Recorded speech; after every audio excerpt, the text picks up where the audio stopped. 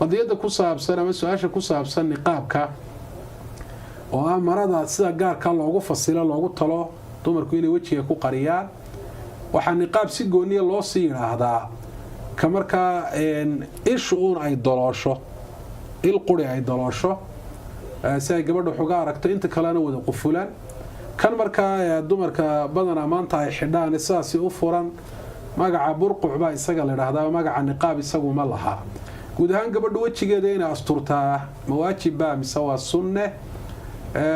sida raajixa ama xoog badan culimada badankooduna ay ku tageen waa sunne gabadhu wajigeeda inay asturto hadii wajigeeda wax kale quruxo marsani aanu jirin wajigeedu uu yahay inay asturtaa waa sunne umarada niqaabka la yiraahdo ay ku xidhaa waajibna maaha ilaahay subhanahu wa ta'ala wuxuu yiri walaa yubdiina zinatahunna illa ma dhahara minha yaani muujin quruxdooda wixii inta badan muuqda mooyaane waxaana lagu fasiro culimada in badan oo kamid ay ku fasireen wajiga iyo labada kaf marka waajib ma laakiin waa shay sunna oo gabadha waxa weeyaan u fiican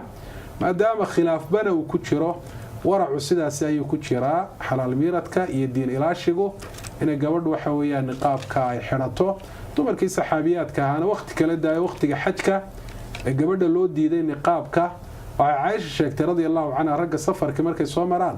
inay maro wajigooda ku qarin jireen oo ay ku soo deyn jireen iyagoo diiday ragga ajnabiga ka ahi wajigooda inay arkaan